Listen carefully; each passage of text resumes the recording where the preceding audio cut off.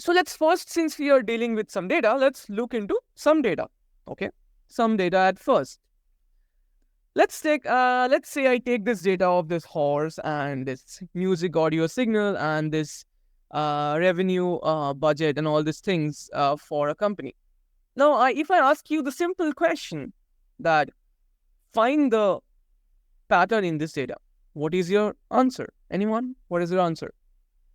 What is the pattern? What is the pattern in this data of a horse, signal, and this table of revenue of a company? Anyone who wants to share his or her view? I cannot say any pattern with this data. Okay. Anyone else? Revenue and exports are increasing. Yeah, but that's like a specific for the table, but not a pattern in the horse or the signal, right? For the table thing, that's specific. But yeah. So what is the pattern in this three type of data? That's the question.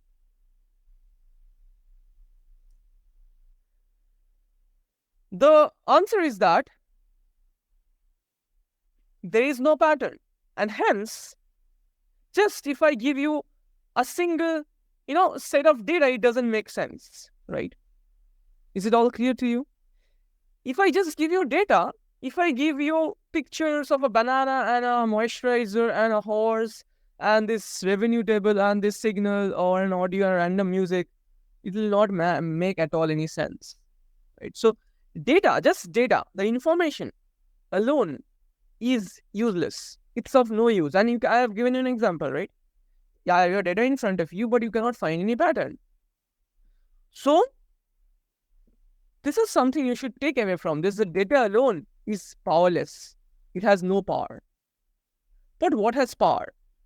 Data always comes with something. Data doesn't come randomly from some source. Data always is being collected with a specific thing in mind. And that's why data always comes with questions. So data alone is not at all useful. Data should always come with a question, a specific question. Now, what is that question? I mean, the question shouldn't be find the pattern in the data. What is the pattern in the data? That is not a question. A question should be more specific, more aligned, and must have a very well-defined goal.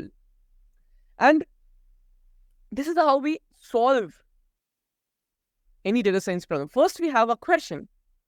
Then we collect the data in a proper way. Then we transfer the data to make it easy to find the patterns. And then we try to use scientific tools. We solve the questions using scientific and mathematical tools. Okay. All of you clear with this? You can give a thumbs up reaction. Did you understand this first lesson that you have learned? Yes, Indrajit? Okay. Yeah, you can give this thumbs up. All of you got it? Great, super. So just to summarize, there is a question you ask, there are questions you ask, then you collect the question in a proper way the data in a proper way to answer that specific question. So if, as Diaz told, if the company wants to understand if the revenue is increasing or not, the company will collect that specific data. The company will not go ahead and randomly collect the height of the employees just to find whether the revenue is increasing or not. That's useless data, that nonsense data. So first it comes with a question, then we collect data, and then we transform the data in a very proper way to find the patterns. And then we actually find the patterns, and we use scientific tools to find the patterns to actually answer the question as close as possible. That's the idea. To give a small example, did I give an example here? Yeah.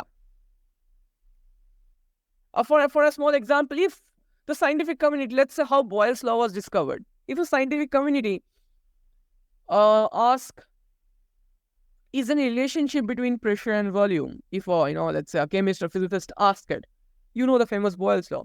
So they collect this pressure and volume data, and then they plot it. That's a pattern finding step. Okay, plotting it. That's the data pre-processing step. That's a pattern finding step. And after finding the pattern, they use human intelligence. Okay, you can see the pattern like it's decreasing. So you use human intelligence or visual patterns to understand it's decreasing.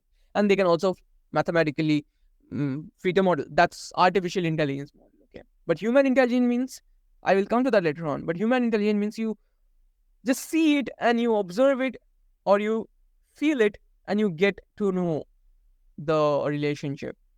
Okay. For example, here we are seeing the picture of the, data pre-processed to find that curve of the volume and pressure, and you can see visually that it's decreasing, right? So that's the human intelligence, what I mean. But now if you want to find a specific relationship and you really want to prove mathematically that it's decreasing, then you have to find an artificial intelligence way, theta model, right? So this is like, I gave an example of the same thing.